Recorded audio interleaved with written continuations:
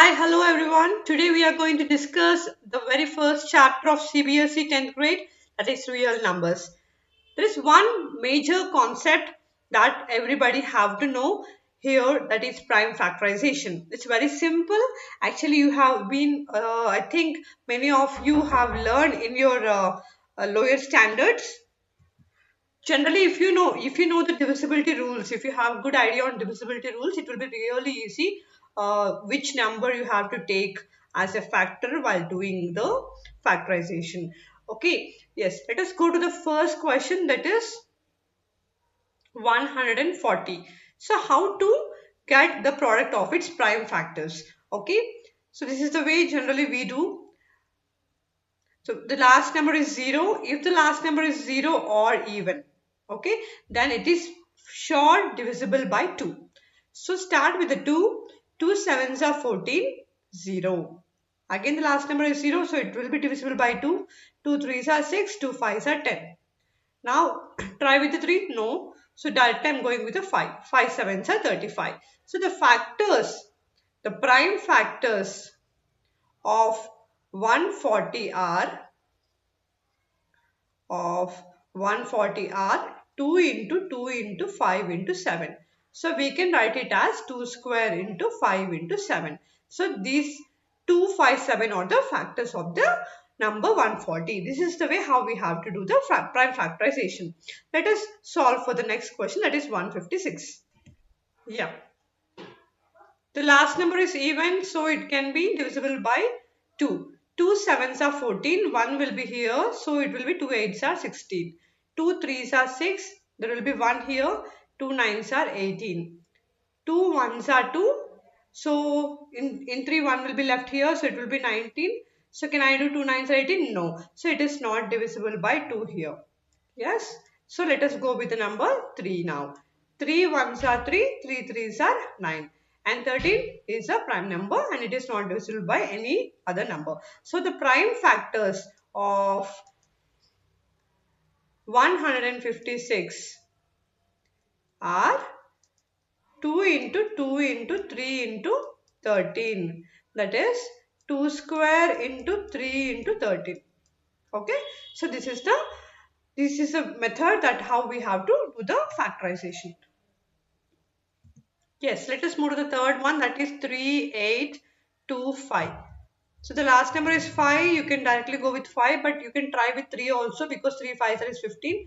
3 ones are 3, 3 twos are 6, 3 fours are no. It is not divisible by 3. So I am going with the 5. 5 sevens are 35, 3, 5 6 are 30, 5 5s are 25. 5 ones are 5, 2 will be remaining. So 5 5s are 25, 1 will be remaining, 5 3s are 15. So it is divisible by 3, 3 5s are 15, 3 ones are 3, 3 ones are 3, 3 sevens are 21. So the prime factors of 156 are 5 into 5 into 3 into 3 into 17. That is 5 square into 3 square into 17 are the prime factors of the number 3825. Let us go for the 5005 now.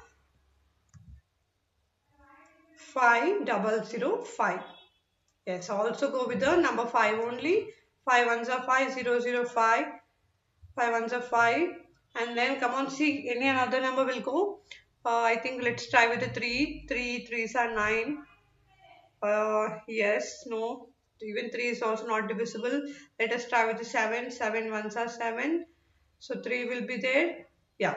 7 ones are 7. 3 will be there. 30. 7 fours are 28. 2 will be there. 7 threes are 21. So 143 has come. Yes, now let us try with no 7, no 8, no 9 also. No, it will be not coming. So let us go with 11. 11 ones are 11, so 3 will be remaining. 11 threes are 33. So the prime factors for the numbers 5005 are 5 into 7 into 11 into 13. These are the prime factors. So this is the method how you have to find out the prime factors for any number in the real numbers. Yes, let us move to the next question. So this is very important question, mostly asked in the MCQs or 2 marks. So without actually performing the long division, you need to state whether the following rational numbers will have a terminating decimal expansion or a non-terminating repeating decimal expansion. So what is terminating, what is non-terminating, what is a rational number? First you have to know. We all know that a rational number is nothing but it will be in the p by q form. For example, 2 can be written as 2 by 1. Yes, 3 can be written as 3 by 1. So this is called a rational number which will be in the form of p by q. For example, 4 by 5, 5 by 3, all these are rational numbers. Okay. So what is terminating, what is non-terminating? If at all we are dividing a number with another number, okay, so automatically we will be getting a quotient, right? When we divide, we get an answer quotient. So in that quotient, sometimes we get a decimal points.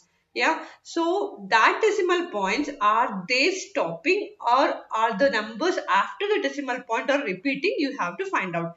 Let me take an example now. So let me take the 4 by 5 example.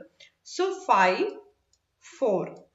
So can I divide 4 with number 5? No. So I am going to take a decimal point so that a 0 can be added after 4.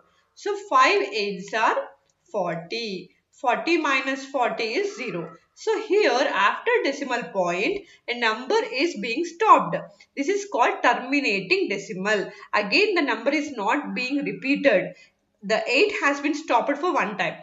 So there are no other numbers repeated after decimal point. This is called terminating decimal expansion. Okay, let me take another example to explain you what is a non-terminating repeating decimal expansion. Okay, let me take an example 1 by 3. Okay, so let us divide 3 with the number 1. So 0 point, so I am adding 0 after 1. So 3s are 9. 1, again 0, 3s are 9, again 1, again 0. So it's here what's happening, 0.3333, it's keeping on repeating. Yeah, it's keeping on repeating. So this number 3 after decimal point is being repeated. This is called a non-terminating repeating decimal expansion. It's not terminated and the number is also being repeated. So we call it as non-terminating repeating decimal expansion. I hope you understood what is the difference between terminating and non-terminating. Now let us solve the questions that are given here. So we have to find out whether these rational numbers have terminating or non-terminating. We have to find out. But how can we find out? See, the denominators are huge. So how can you do it? Because it takes really a long time. So we have a formula kind of, we have a condition. If you know this condition, it will be very easy for you to find out whether it has a terminating or a non-terminating decimal expansion. So you have to know that if the denominator has only the factors 2 and 5.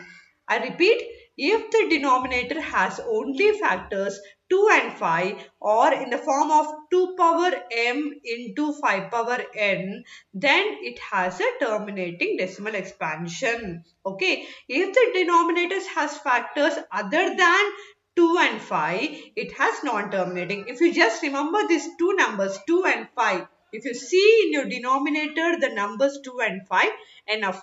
It is that a rational number has a terminating decimal expansion. If at all, if you see in your denominator other numbers than 2 and 5, then you have to decide it has a non-terminating repeating decimal expansion. Okay, let us find out now. Yes, let us take the denominator of the first one.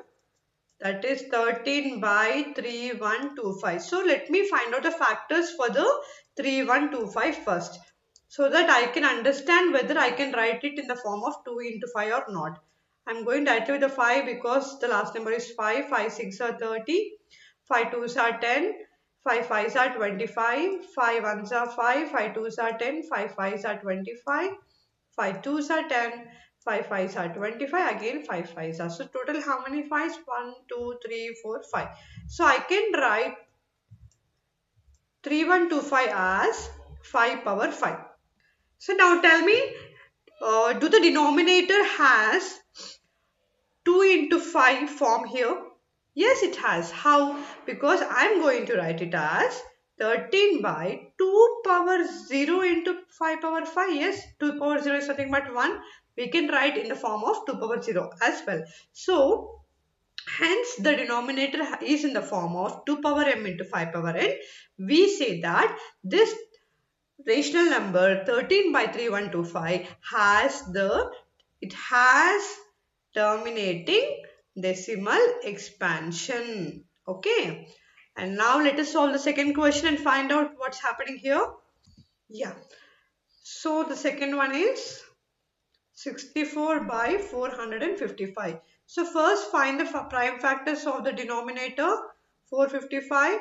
5 8s are 40. 5 5s are 45.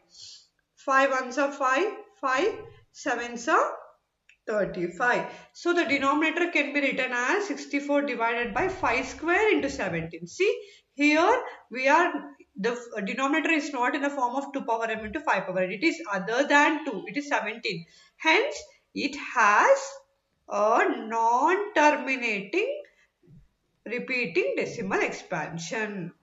Okay, so this is the way how you have to find out whether the given rational number has a terminating decimal or non-terminating decimal expansion. Okay, it's very easy. Just remember this condition. The denominator must be having 2 power m into 5 power n. For the terminating, if at all it has non-terminating. All right. Yes. Here in this question, the question is being asked like this. The following real numbers have decimal expansions as given below. In each case, decide whether they are rational or not. If they are rational and of the form P by Q, what can you say about the prime factors of Q? Alright, done. So they are asking you, it's like a reverse question. They have already given you the answer and you have to find out whether this number is a rational number or not. If at all it is not a rational number, it must be an irrational number.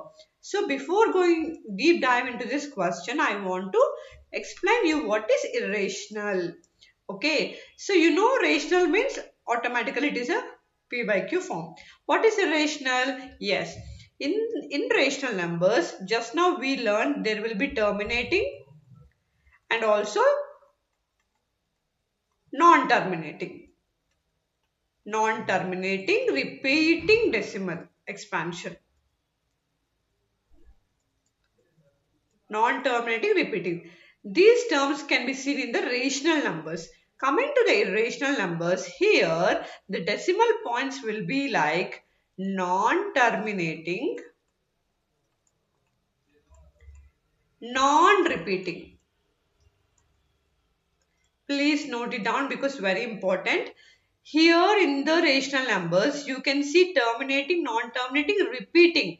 But you can decide the number is an irrational number if the decimal expansion has non-terminating, non-repeating. Let us take the example now in the question itself.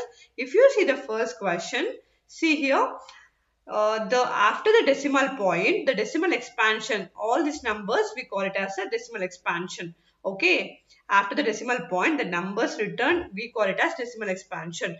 Don't think it is a new term. The meaning of decimal expansion, I repeat again, after the decimal point, the numbers which are there, we call it as the expansion, decimal expansion. Okay, in this first question, you can see it is terminated, it is stopped. After 9, you can see no number. So, this is a terminating, non-terminating decimal expansion. Yes, hence it is a rational number.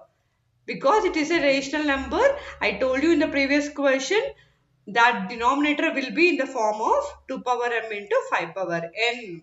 So might be the prime factors will be related to the 2 and 5 only.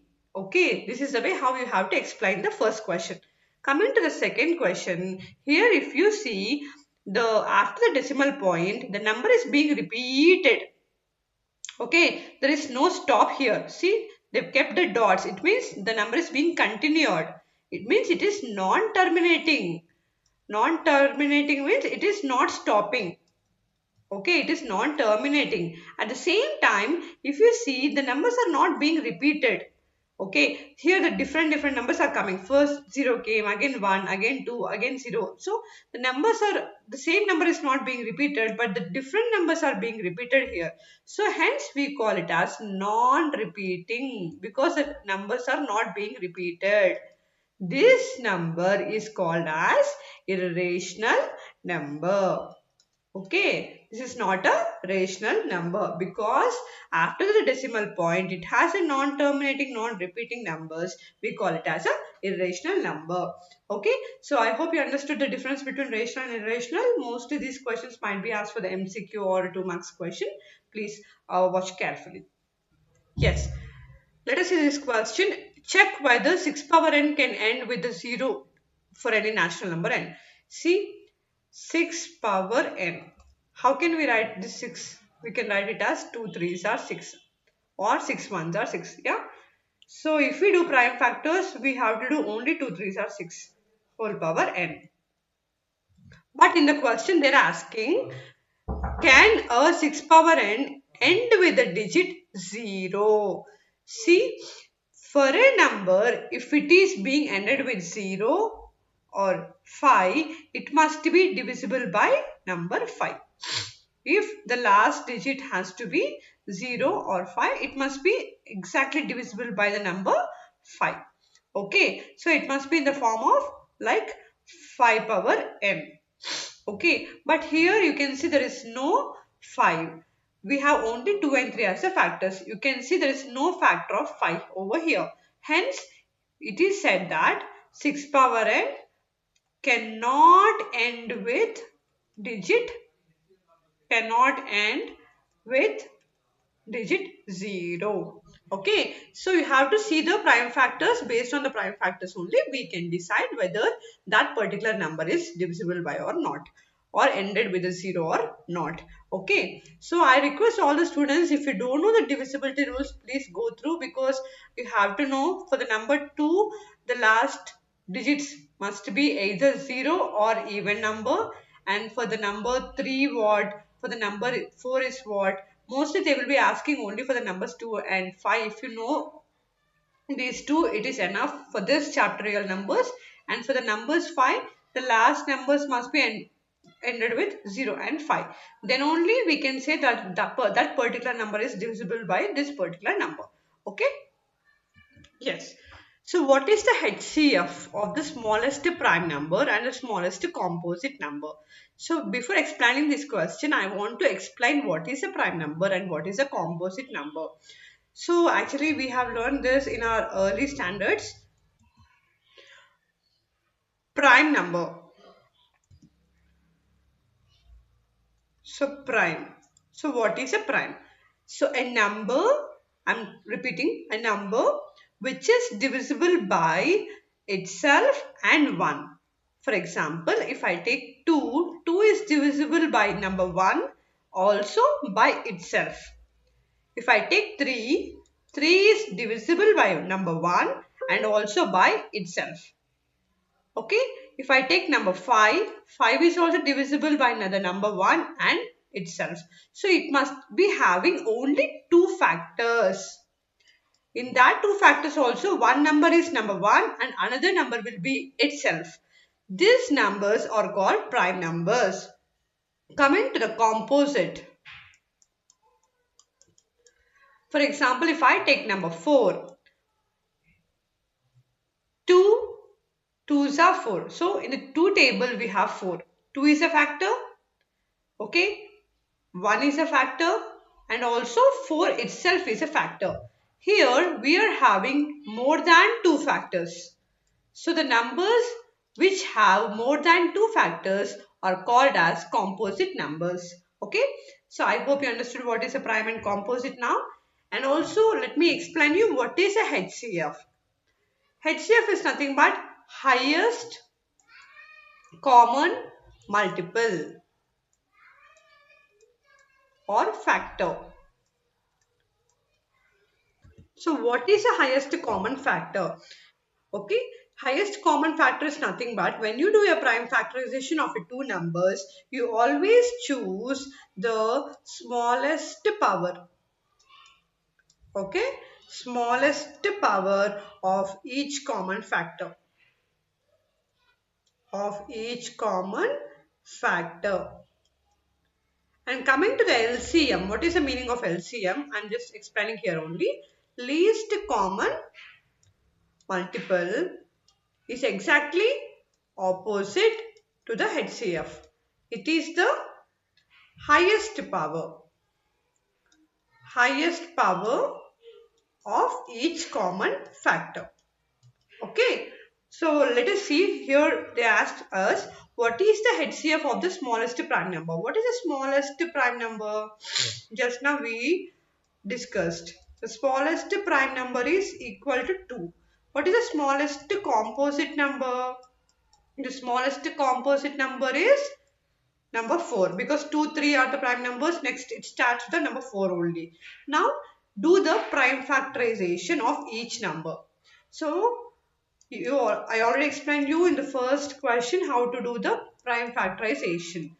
So for the number 2 it is 2 only, and prime factorization for the number 4 will be 2 into 2. Yeah, 2 2s are 4.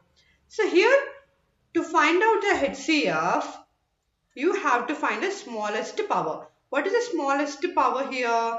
Number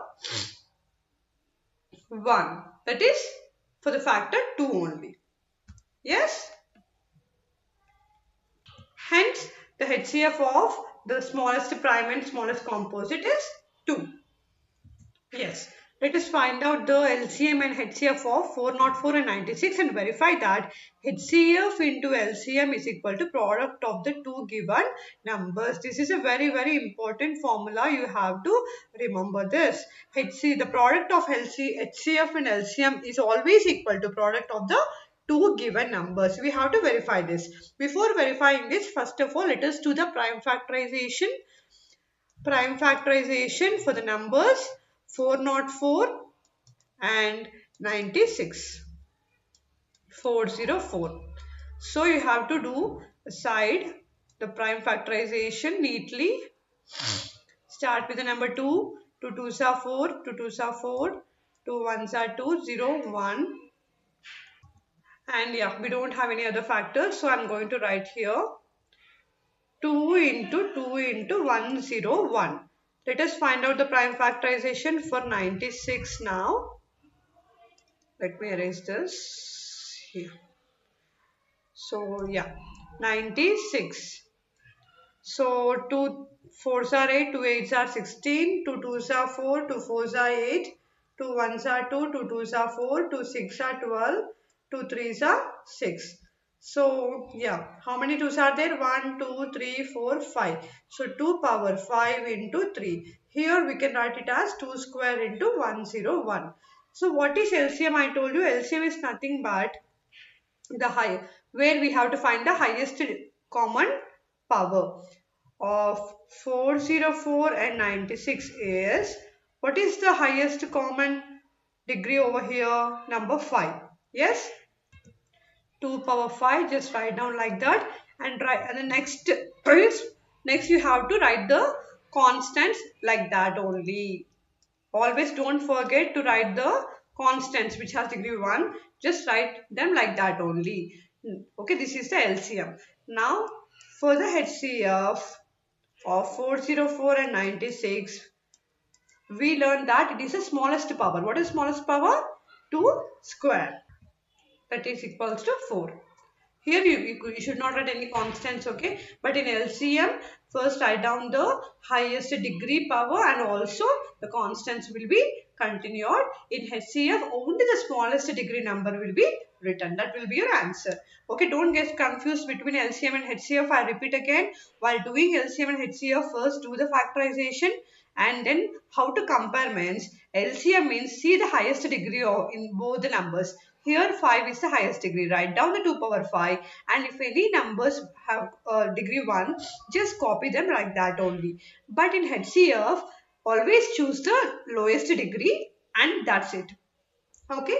Yes. So this is the HCF and this is the LCM. Now we have to verify whether the product of these two is equals to product of the given numbers. So what is for HCF into LCM? is equals to 4 into 2 power 5 into 3 into 101.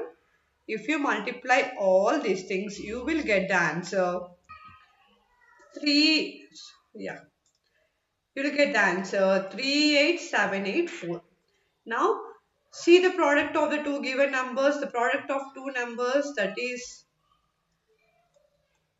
404 into 96, is also equal to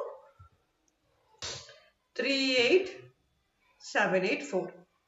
38784. So hence its LHS is equals to RHS, left hand side is equals to right hand side, and it's verified.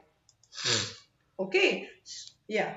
I hope you understood how to find out HCF and how to find out LCM of two numbers, and also this formula is very important. Sometimes they will be giving HCF with you for you, and they don't give you LCM, and they will give the two numbers. So they will ask you to find out the LCM. Then by using this formula, you can also find out the given LCM. Sometimes they will miss the numbers. They will give both HCF and LCM, and you have to find out the given numbers. So if you know this formula, you can any question if they ask you also, you can be able to solve it.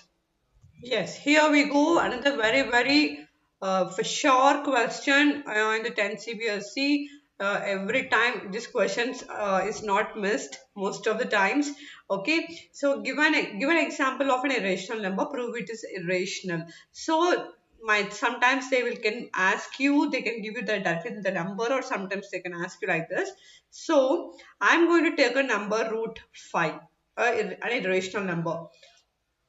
So it might be a root 5, it might be a root 7, it might be a root 2, it might be a root 3, it might be a root 11, or any number, okay, which has root inside it. Okay, it will be an irrational number. So I'm going to give you a direct method, a easy method to understand neatly the step-by-step procedure. So whatever number comes, just you write all the steps neatly and score out of marks for this question.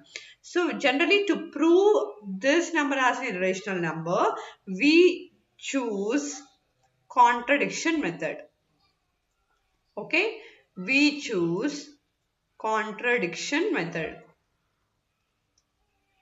This method name is called contradiction method. Okay, so we're assuming that, let us assume that root 5 is a rational number. Okay, so we are going in a reverse way. If this is not work out, if it doesn't work out, it means that it is irrational, right? So we are going from reverse. So if it is a rational number, root 5 will be automatically in the form of P by Q. Okay?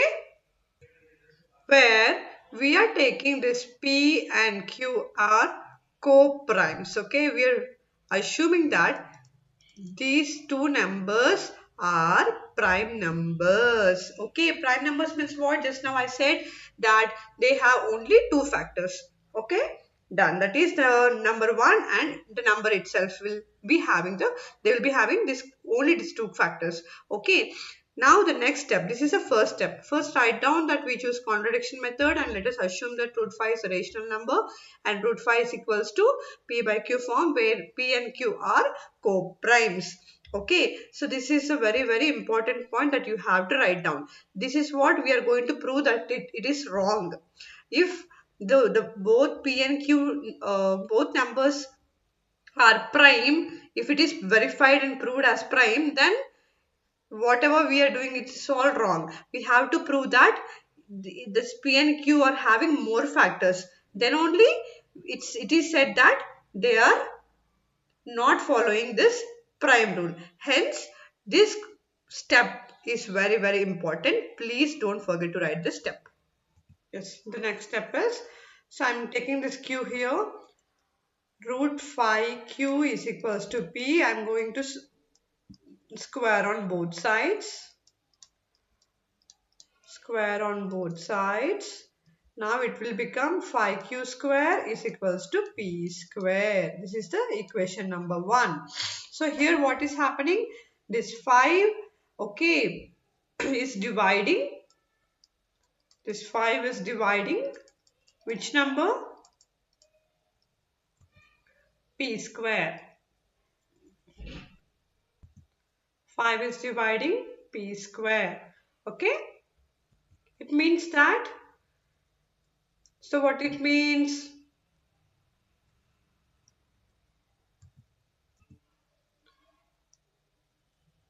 It means that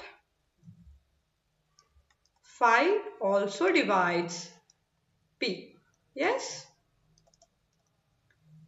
5 also divides P. Now what am I doing? I am assuming that P is equals to 5K. Okay, I'm assuming that again P is equals to 5K. This is second step. Up to here one part is done. Again second part we are seeing that whether we can get any other factor or not. Here we got one factor. Okay, here we got that 5 is dividing this P. Let us see if 5 is dividing another number anything. So I am assuming P equal to 5K here. Now substitute in the equation number 1. So I am writing here, when I substitute in the equation number 1, 5Q square is equals to 5K whole square. That is equals to 25K square is equals to 5Q square. That is 5 ones are 5 5s are 25. So Q square is equals to 5K square. It means that this 5 is again dividing which number? Q square. It means that 5 is dividing Q also. See here 5 is dividing P. Here 5 is dividing Q. It means that this 5 has more than 2 factors. Yes, this 5 has more than 2 factors. 5 has more than 2 factors. It means that what we assumed actually P and Q are prime numbers. But if they are greater than, if they have more than 2 factors, they are not prime. Which means it is completely destructing our assumption. Hence our assumption is wrong. Because our assumption is wrong, root 5 is said to be irrational only. Okay, so this is how you have to present the step-by-step method for this kind of question. Okay, so just the number will be different. So if they give you root 7, just go with 7 7 7 everywhere. If they give you root 2, go with the 2 2 2 everywhere. Just prove that it is having more factors, and hence our assumption will become wrong. Yes, and here is another important question. This is very easy. So we have to prove that 3 plus root 5 as irrational number. Same thing, first assume that, let us assume 3 plus root 5 as irrational number. Sorry, rational number. Okay, as a rational number. When it is a rational number, what happens? 3 plus root 5 will be is equal to in the form of P by Q. Yes? Yeah. Now, root 5 is equal to, I am sending this constant here, P by Q minus 3. If you take the LCM, we get root 5 is equals to P minus 3Q by Q. Yes, see, this is also in the form of P by Q. Okay, numerator by denominator. This is also in the form of A by B form. That is nothing but, when it is in the form of A by B form, it is nothing but a rational number only. But on the left hand side, here in the left hand side, see, I am writing here on LHS, root 5 is irrational. But on the right hand side, what is happening? It is rational. Is it possible for any number to be like both rational equal to irrational? Is it possible? No. Irrational is different, rational is different. An irrational number can never be equal to a rational number. Hence our assumption that 3 plus root 5 is rational number is wrong. So you have to explain everything in detail by writing it neatly so that you can get out of marks for this kind of questions. So here I just taken 3 plus root 5. Sometimes they will ask you 7 minus root 3. Sometimes they'll ask you 1 by root 2. Don't worry, for everything you have to do the same thing. If I take for 1 by root 2 also, just assume it as p by q. Again bring the root 2 here. Okay, so yeah, root 2 is equals to q by p. Yes, now again this is in the form of rational number only, a by b form. Left hand side it is irrational and right hand side is rational number, and irrational number cannot be equal to rational number, hence our assumption is wrong. So this is very easy, just 2 to 3 steps. So learn neatly and present and get full marks in this kind of questions. This is another type of question. It's also very important. Sometimes we can expect this type of questions as well. Yes. So this is not 22. This is 2 square. Okay, this is 2 square. The question is 23 divided by 2 square into 5. So they are asking the decimal expansion for this rational number will terminate after. So how can you know when the number is getting terminated? So in this type of questions, you always have to make the denominator in the form of 10 or 100 or 1000 or like that. So if the denominator is 10, so okay, the numerator is ending at the decimal point 1. If the denominator has 2 zeros, there are 2 digits after decimal points. If there are 3 zeros in the denominator, there are 3 digits after the decimal point. This is the meaning. So always try to put your denominator in the form of 10 hundreds. So based on this, upon the zeros only, we can decide how many digits are there after the decimal point in the numerator. Okay, so come on, here it is 2 square into 5. So to make it easy, I am going to multiply it with the 5 in the numerator and denominator. So what it will happen, 23 into 5 by 2 square into 5 square. I want same power in the denominator. To make it to the same power, I multiplied with the 5. Okay, both numerator and denominator. So 23 5s are 5 3s are 15, 5 2s are 10, 1 1 5 by. So 2 square into 5 square. So yes. So how can we write this? 2 square into 5 square? 2 into 5, 2 into 5 whole square. Sorry, yes. 2 into 5 whole square. 115 by 10 square, that is equal to 115 by 100.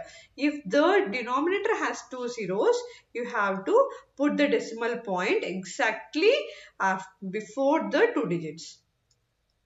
1.15 is the answer. So after the decimal point, there are 2 digits and it will terminate at 2 digits, at 2 decimals. The answer is after 2 decimals. So depending upon the denominator, how many zeros are there only, we can find out the number at how many decimals it's going to get, and after how many decimals it's going to get terminated. So it's very important. So I just want to take another question to make it very easy for you. Yes, I repeat again. So I have taken 45 by 2 cubed into 5 cubed. So 2 into 5 whole cubed. So 5 2s are 10 cubed. So yes, I have 3 zeros here. Hence, there are 3 zeros in the denominator. I know that this rational number will terminate after 3 decimals. That is, the answer will be 0.045. We put point before 3 decimals, before 3 digits. Okay, done. So this is another type of question. Yes. So let us see some 1 mark questions quickly. Here it is written as the decimal expansion of 22 by 7 is. Just let us divide 7 with the 22. 7 3 is 21. 1.0. 7 1s are 7. 3 0. 7 4s are 28.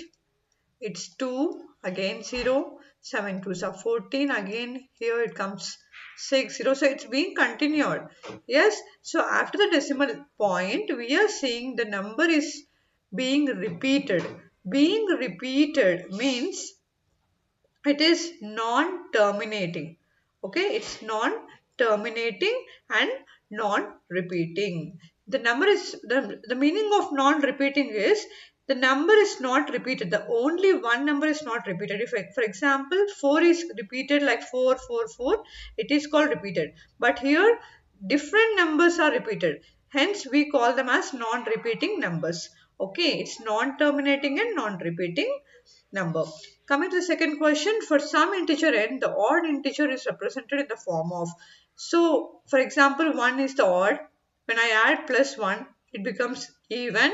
For an even number, if I add another 1, it becomes odd. They are asking that for some integer, it might be any number. The odd integer is represented in the form of what? Okay. The answer is 2n plus 1. So, for example, if you take number 1, 2 plus 1 always becomes 3. If you take number 2, it will become 5. So, only the number C option satisfies this condition. Coming to the third question, HCF of 26 and 91 is what? So, you need to first do the factorization, prime factorization of the number 26 and prime factorization of number 91. 26 can be written as, after prime factorization, 2 into 13. So 91 can be written as 7 into 13. Here, the least small power number, common number is 13. So the answer is 13. So which of the following is not irrational? Always remember, if any two numbers, if any number has square root, it will be a irrational only. So this is irrational, this is also irrational, when even this is also irrational. So automatically this must be not irrational. So let us find out. It is in the form of a plus b into a minus b, that is a square minus b square, that is 3 minus root 7 square becomes 3 minus 7. Yes, hence it becomes minus 4. So it is not irrational. Yes, here are some very important facts as well about rational and irrational. The addition of a rational number and an irrational number is always equal to irrational number only. And coming to the multiplication of two irrational numbers will be maybe rational or irrational. We can't tell because sometimes it might be irrational or irrational.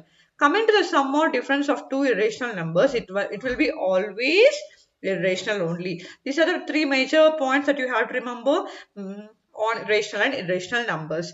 Hope you understood this concepts of real numbers. Please go through the video multiple times and always remember, maths is not just reading, but maths is always about solving the number by using a pen and paper, because the more you solve, the more better and perfect you come out. Thank you.